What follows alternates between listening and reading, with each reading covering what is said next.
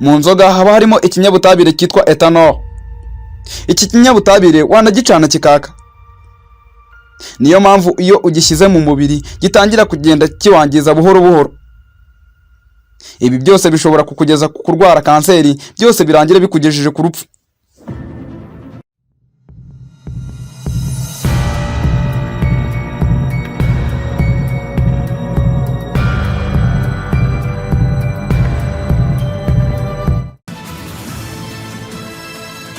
Birasa nkaho ibyishimo byinshi cyane bitangwa no kunywa inzoga mu buryo butandukanye, nubwo ushobora kuba wishimye bishobora kugusigira ingaruka z'igihe kirekire.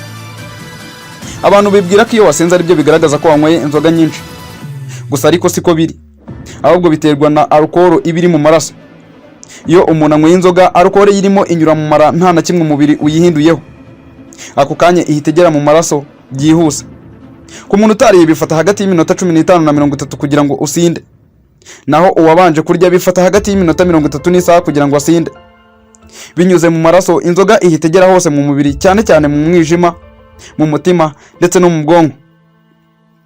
Iyo inzoga igeze mu mwijima ihindurwa nawo buhoro buhoro ku kigero cya 95%, ari nabyo umubiri usigarana. 5% isohorwa binyuze mu bihaha hifashishijwe umwuka umuntu ahumeka, noneho ibindi bigaca mu mpyiko binyuze mu nkari ndetse no mu ruhu binyuze mu byuya. Ese 95% umubiri usigarana biwumarira iki? Iki kiganiro cyitwa ubuvumbuzi Discovery. Nge nitwa Itangishaka Emmanuel, nguhaye ikaze. Nkuko nabivuze haruguru, inzoga inyura mu mara uko yakabaye.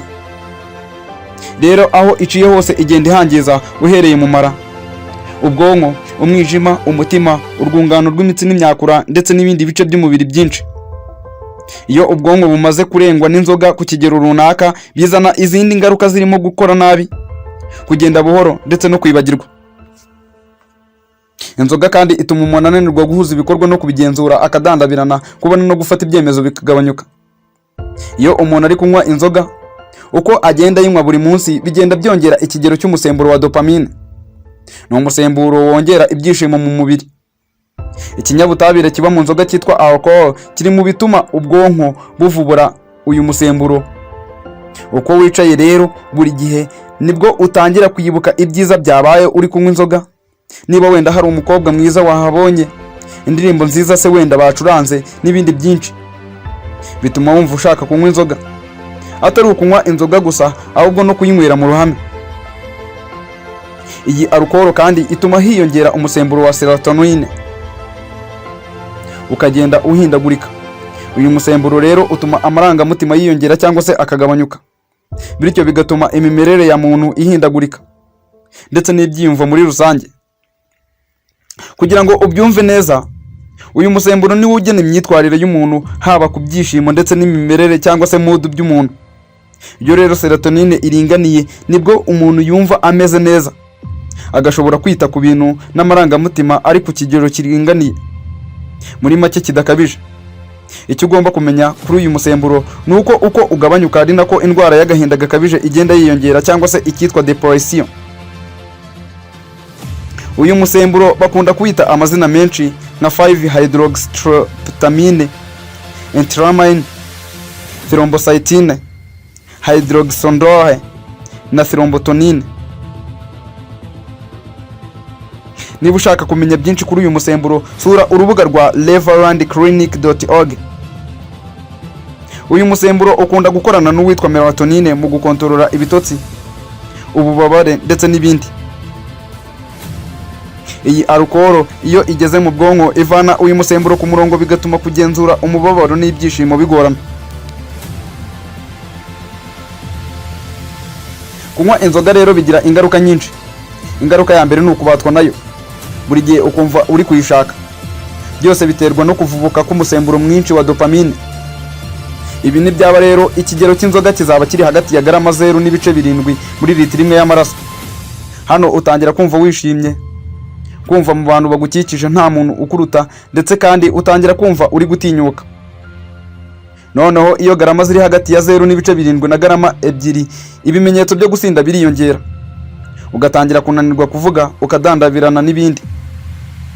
Iyo igipimo kirenze garama 2 muri litiro imwe y'amaraso, noneho utangira guhondobera cyangwa se gusinzira. Noneho bwa nyuma ujya muri koma, mu gifaransa byitwa coma étouffée.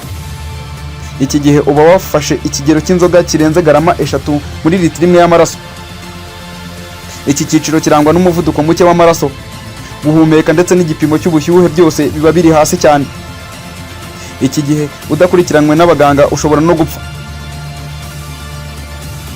Inzoga iri mu bintu byavumbuye mbere yuko no kwandika bivumburwa, ndetse nicyo kintu cyatangiye gukoreshwa cyane kurusha ibindi bintu byose, kandi kigakoreshwa n'abantu bose bo ku isi. Inzoga ni ikinyobwa cya gatatu mu binyobwa cyane hano ku isi. Ikunzwe cyane kurusha wine ndetse n'ikawa. Inzoga kuri uru rutonde ibanzirizwa n'amazi ndetse n'icyayi, mu binywebwa n'abantu benshi. Dore ibihugu 10 bya mbere byanywaga inzoga cyane muri 2020. Muri 2020 abaturage b'Ubushinwa banyweye inzoga ingana na miliyoni 9,533,441 by'amagaro. Muri Amerika banyweye amagaro angana na miliyoni 6,367,867. Muri Brazil banyweye amagaro miliyoni 3,657,990. Muri Russia cyangwa se mu Burusiya byari miliyoni 2,284,032. Muri Mexique banyweye amagaro asaga miliyoni 2,189,198. Mu Budage banyweye miliyoni 2,046,287 by'amagaro. Mu Buyapani banyweye miliyoni 1,166,588. Mu Bwongereza banyweye miliyoni 1,79,935. Muri Vietnam banyweye amagaro asaga miliyoni 1,15,742. Mu gihe muri Espagne banyweye amagaro miliyoni 1 n'amagaro 2,716. Igaro rimwe ringana na litiro 3.78 ku bipimo by'Abanyamerika. Ubwo nawe ufata imibare tukubwiye haruguru ugende ukuba, uzahita umenya litiro zirimo.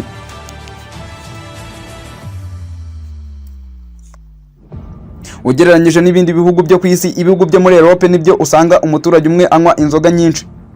Ni ibarura ryakozwe muri 2020.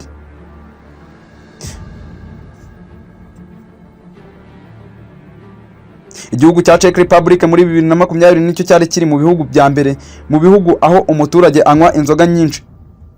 Byibura umuturage wa Czech Republic muri 2020 yanyweye inzoga ingana na litiro 181.7. Muri iki gihugu icupa ry'inzoga rihendutse kurusha amazi. Ibaze ko hano idolari rimwe rya Amerika rigura 1/2 cya litiro y'inzoga. Ibindi bihugu 8 bikurikiraho byo rero nk'Ubudage usanga ariho inzoga yavumburiwe. Muri rusange ibihugu bitari ibinyaburayi byaje mu 10 bya mbere harimo na Namibia, ariko byatewe nuko bakoronijwe n'Abadage. Leta Zunze Ubumwe za Amerika zo muri 2020 umuturage wawo yanywaga litiro 72.8 ku mwaka. Icyo ugomba kumenya muri byose nuko igipimo cy'imibare ngenderwaho gikorwa bitewe n'umubare w'abaturage bagabanyije inzoga yakozwe n'iyanywewe mu bihugu runaka. Niba ushaka kumenya amakuru arambuye kuri iyi ngingo, sura urubuga rwa populationreview.com. Ku rubuga rwa healthlibrary.com batubwiye ko mu Rwanda umuturage umwe muri 2021 yanyweye litiro 15.8. Ugereranyije n'umwaka wari wabanje yari yagabanyutseho 2.17%.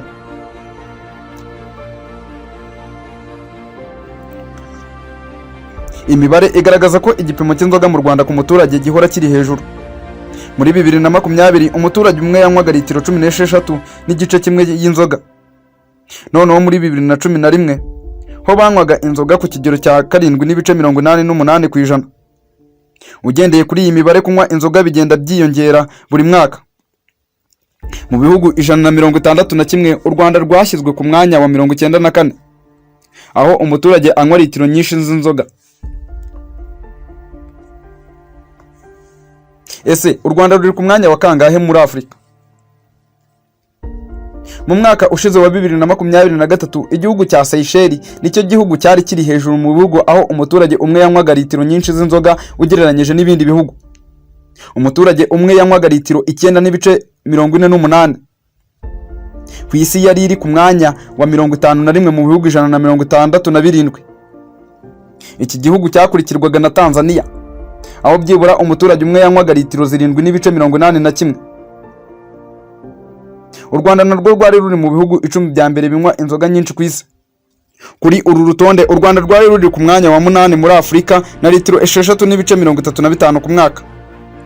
Hano u Rwanda rwegeranye na Equatorial Guinea ndetse na Botswana.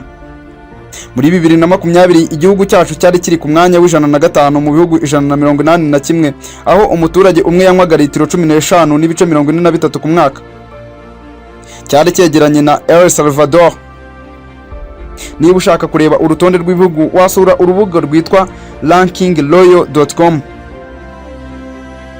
Kuri uru rutonde igihugu gituranye cy'u Burundi cyari kiri ku mwanya wa 98 aho umuturage umwe yanywaga litiro 19.37. Kongo yari iri ku mwanya wa 39 na litiro 54.8 ku muturage umwe ku mwaka aho yari yegeranye n'Uburusiya. Umwaka ushize RBC yagaragaje ko kunywa inzoga mu Rwanda yiyongereye ku kigero cya 6.8%.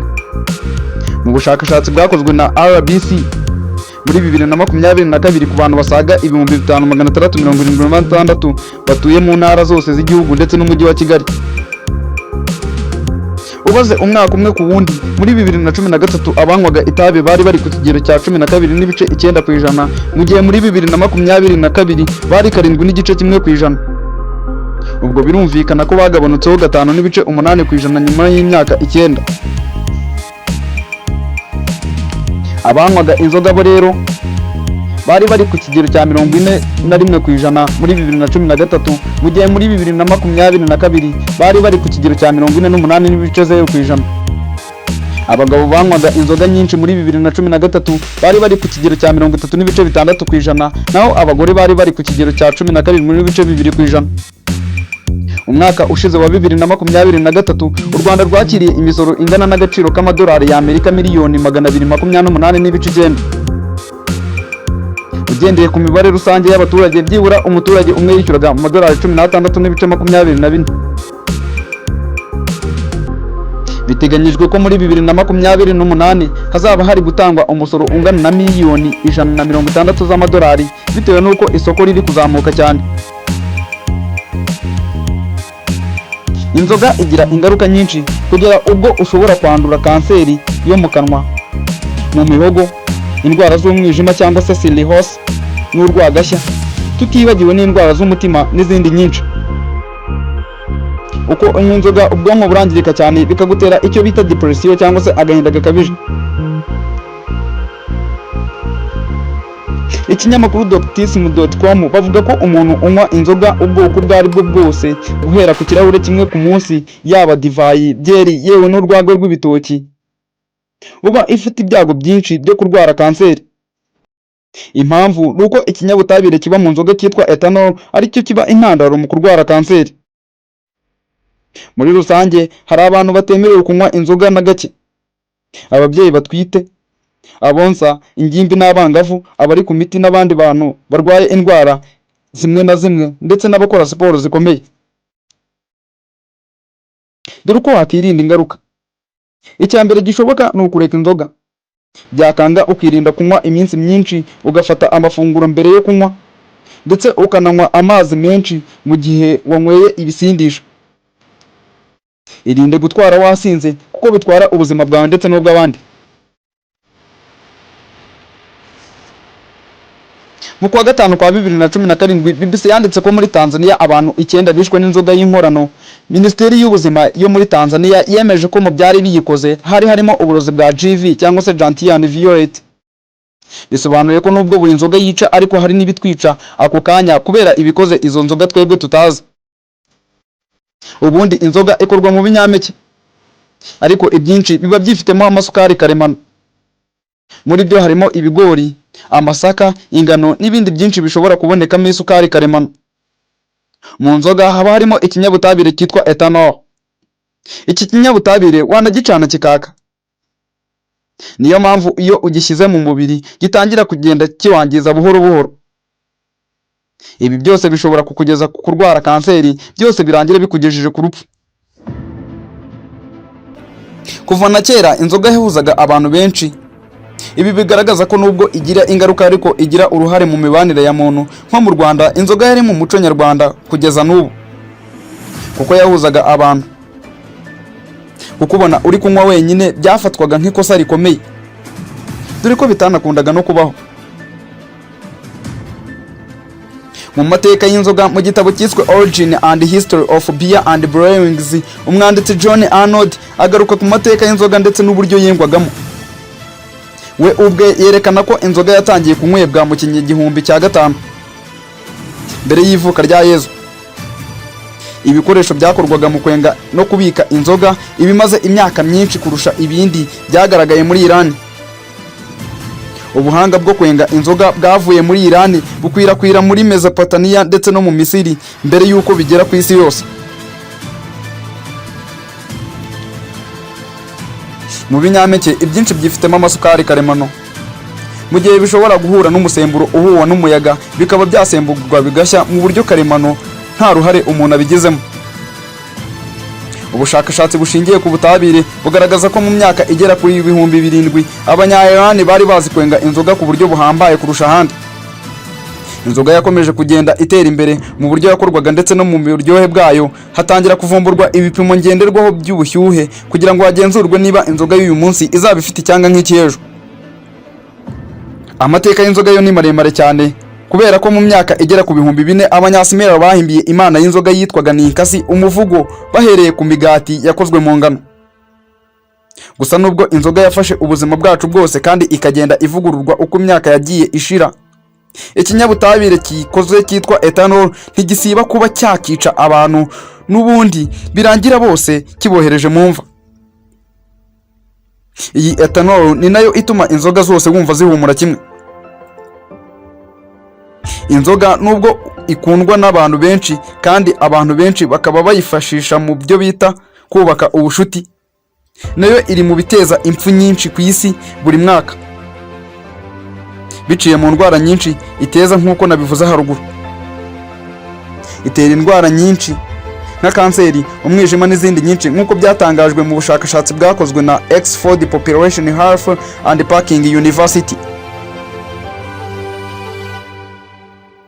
Ubu bushakashatsi bukomeza buvuga ko kunywa inzoga bituma abagabo b'Abashinwa bapfa cyane ugereranyije n'ahandi ku isi.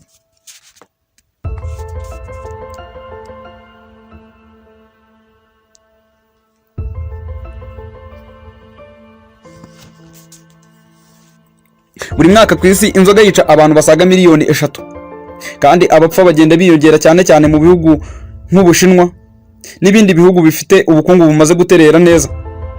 Ku rubuga rwa niaa.nih.gov batugaragaje uburyo ibipimo by'abantu banywa inzoga muri Amerika bihagaze. Muri Leta Zunze Ubumwe za Amerika abantu bari hagati y'imyaka 12 na 17 banywaga inzoga muri 2022 bari bari ku kigero cya 22.3%. Abahungu banywaga inzoga muri uyu mwaka bari bari ku kigero cya 22.2%, bangana na 2.7 mu gihe abakobwa bo bangana na 3 miliyoni, bangana na 24.5%. Abantu bafite imyaka 18 kuzamura muri Amerika banywaga inzoga muri 2022 banganaga na 84.1%, dushingiye ku bushakashatsi bwiswe National Survey on Drug Use and Health muri 2022. Abagabo bari ku ijanisha rya 86.2%. Ubwo ni ukuvuga 107.5 z'Abanyamerika nabo banywaga inzoga. Abagabo bari bari hejuru y'imyaka 18 bafataga ibisindisha bari bari kuri 81.9%. Abagore bari bari hejuru y'imyaka 18 bafataga ibisindisha bari bari ku kigero cya 81.9% by'abagore bose. bivuze ngo bari miliyoni 108 n'igice kimwe.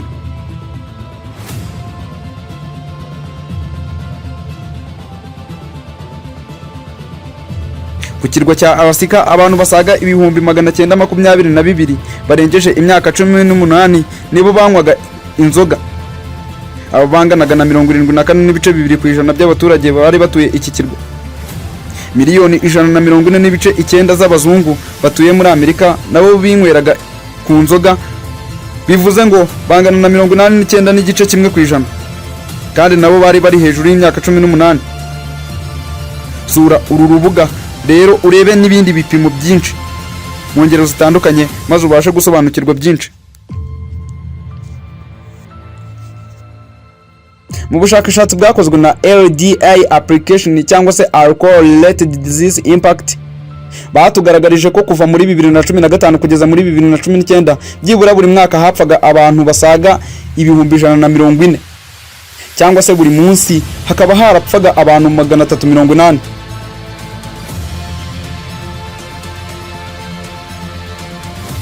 Izi mfu byibura zahombeje iki gihugu muri 2010 asaga miliyoni z'amadolari 249 muri rusange mu manyarwanda angana na miliyarde ibihumbi 316 miliyoni 100 n'ibihumbi 669,932. Abanyamerika bagirwa inama yo kureka inzoga cyangwa se bakanywa nkeya kubo byananiye. Kuri iyi ngingo abagabo bagiriye inama yo kunywa inzoga byibura 2 ku munsi, mu gihe abagore bo babagiriye inama yo kunywa byibura 1 ku munsi cyangwa se byibura bakabireka. Muri iki gihugu umuntu utujuje imyaka 21 ntaba yemerewe kunywa inzoga, ariko n'ubundi babirengaho bakayinywa. Abagore batwite nabo ntibemerewe kunywa inzoga, ndetse n'abandi baba bari kunywa cyangwa se baba bari gufata imiti.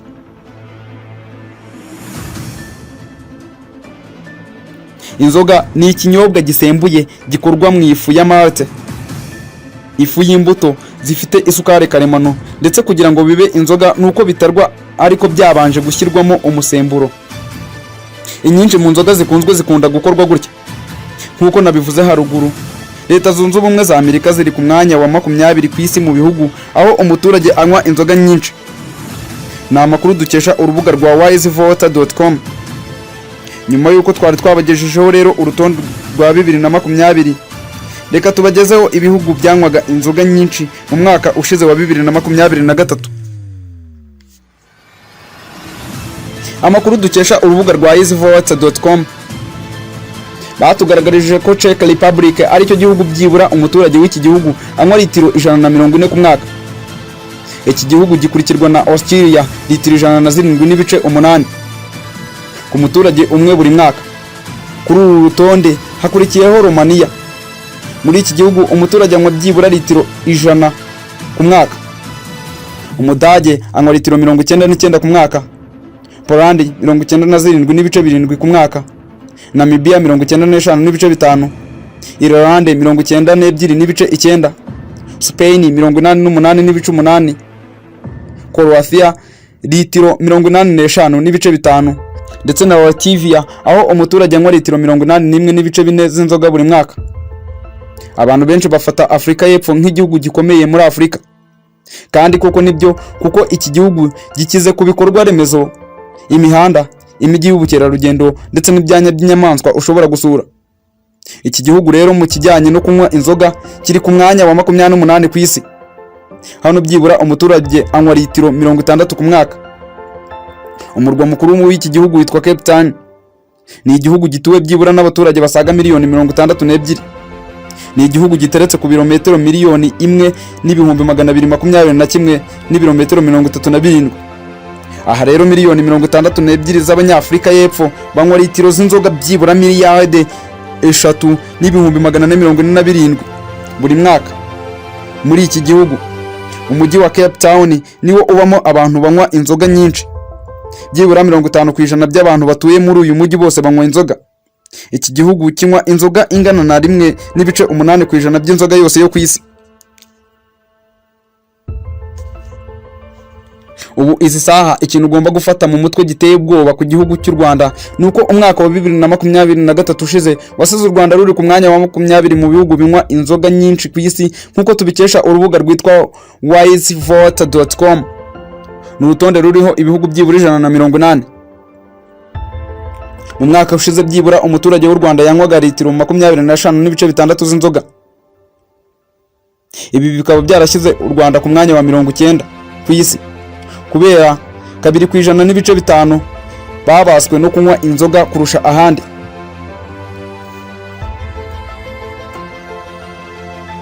Mu Rwanda umuturage ufite imyaka 18 niwe wemerewe kunywa inzoga.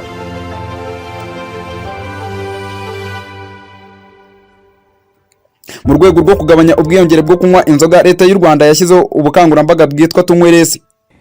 Iyo tugira tuti inzoga si iz'abato na tunyweresi, ikigamijwe ni ugufatanya nk'umuryango nk'igihugu mu kumva ububi bw'inzoga ku buzima, imitekerereze, imibanire, imibereho n'iterambere ry'umuryango n'igihugu, bityo tugafata ingamba zo gukumira no kurandura icyo cyorezo. Mugana rero muze gutekereza kuri ibi bikurikira: ese umuntu aretse kunywa inzoga ntiyaba umusirimu cyangwa ngo abe cool nk'uko mubyita mu mvugo yanyu? Intera iki kibazo cy'inzoga kimaze kugeraho iteye impungenge, kandi byaba ari igihombo gikomeye ku gihugu kuzageraho abantu tuzisanga tutakigira gihana na gihanura, ntawe ukigira ati sigaho. Hari abibona ko nko gushaka kubayobora mu buzima, ariko impamvu nta yindi nuko tubakunda kandi tubifuriza ineza. Ntitwirengagize ibyiza mukora kandi mukorera u Rwanda, ariko hari ahandi heza cyane mwarugeza. Hari ubundi buryo bwo kunogerwa n'ubuzima. Uru Rwanda rwiza mubona rwubatswe n'imbaraga z'abato nkamwe, nirwo rwonyine dufite, ni namwe rufite rushingiraho. Tunyweresi ni ijambo ryumvikanye umwaka ushize wa 2023 ndetse n'indi myaka yabanje. Icyo rero bugamije ni ukurandura igisa nk'icyorezo cyateye abaturarwanda ndetse n'urubyiruko muri rusange cyo kubatwa no kunywa inzoga. Ubukangurambaga rero bureba abatuye mu mujyi ndetse no mu cyaro, kuko iki kibazo kireba igihugu cyose ndetse n'imyaka y'ubukure iyo ari yo yose. Ni kampeni irimo n'inzego zose z'igihugu, kuko kuwa 15 z'ukwa 12 2023 urubyiruko rusaga 1000 rwahuye na Madamu Jeannette Kagame bari kwiga kuri ubu bukangurambaga bwa tunyweresi. Iki gihe abasaga 1000 bahuriye muri Kigali Convention Center. Yagize ati: gukumira no kurandura burundu ikibazo cy'inzoga zikabije ni ukurinda umutekano w'umunyarwanda, umuryango we bwite ndetse n'umuryango mugari. Ntago twakubaka igihugu ngo twirengagize icyakwica ubuzima bw'abantu. Indi mpamvu ituma tugaruka kuri ubu bukangurambaga nuko ingaruka zitaba ku muntu umwe gusa, ahubwo zifata mu nguni zose z'ubuzima bw'umuntu. Mubye mwibuka ko hari n'undi mugani uvuga ngo inzoga uyikura mu kibindi ikagukora mu bagabo, kandi yagize ati inzoga si iz'abato. Ni naho dusoreje ikiganiro ubuvumbuzi, ikiganiro tubashimira kuba mukurikira. Njye nitwa Itangishaka Emmanuel. Ndagushimiye, tuzabonane mu cyumweru gitaha.